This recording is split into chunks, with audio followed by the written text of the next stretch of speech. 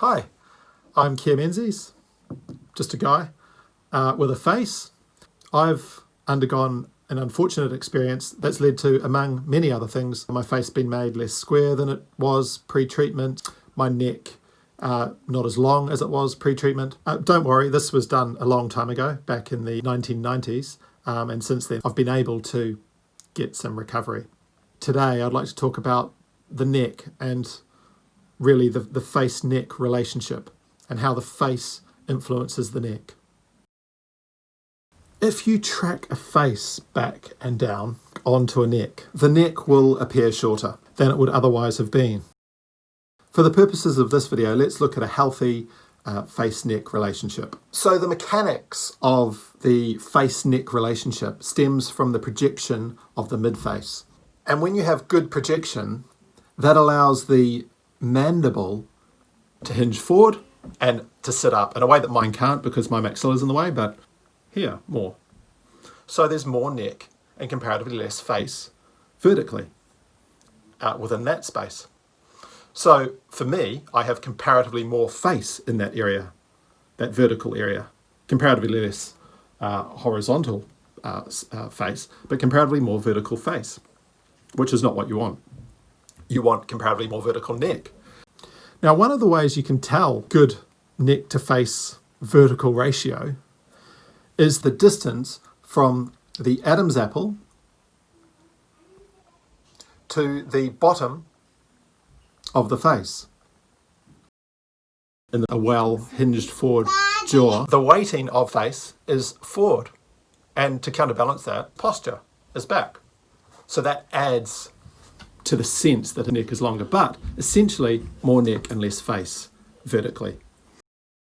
The healthy face-neck relationship is able to achieve some things more effectively. Jaw hinged forward, tongue comes with the jaw, off the neck, as opposed to maxilla pulled back, jaw coming back and down with the tongue attached to it, tongue on the back of the throat.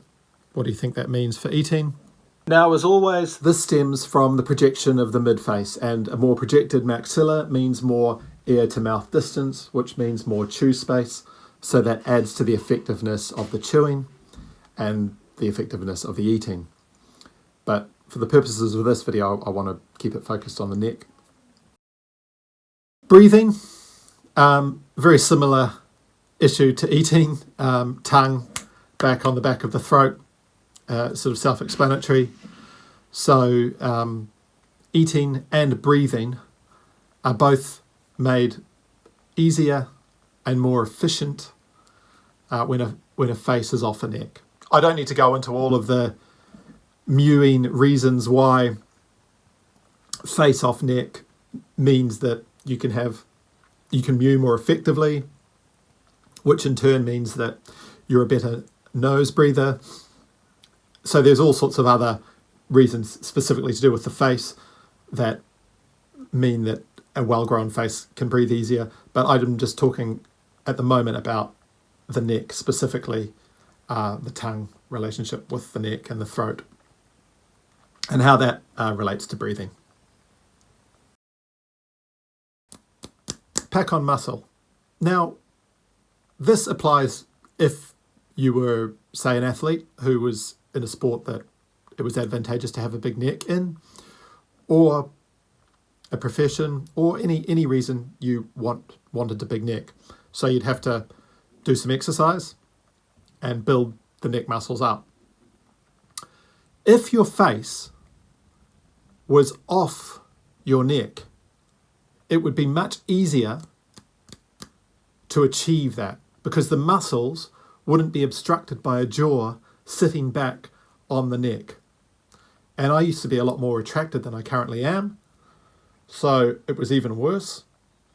And there's also issues of mobility that come with that. But essentially what I want to just point out is that if you do want to build up muscle in your neck, and you can see as the jaw comes forward, the neck also tightens versus that, it's a lot easier if your face is off your neck. And you just have to look at athletes who are in sport that it's advantageous to have a big neck in, their faces are off their necks. Now, oftentimes there's a healthy face-neck relationship, but the people are in a profession that doesn't require a large built-up neck. That's just something that can be done more effectively.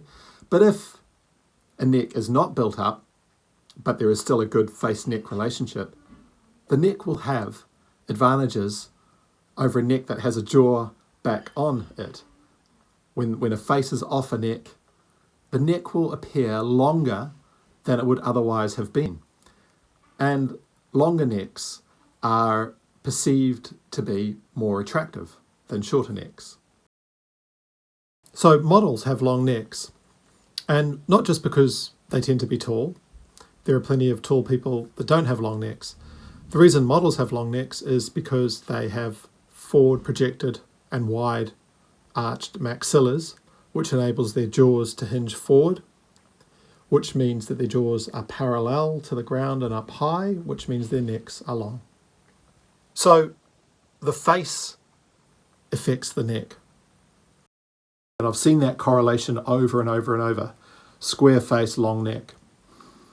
Round, long face, short neck. Research, there will be people who will say, well, that's just you saying that, mate. And yeah, it is. That's all I've got to go on is my experience, what's happened to my face and my observation. But I can feel it as well as see it. I'm going to continue to make these videos, and I will continue to denounce orthodontists who pull healthy teeth and retract faces. If you had a builder and they said, the good news is we've fixed your picket fence. The bad news is it's in the kitchen and there's not quite as many pails as there was before. Would you be happy with that?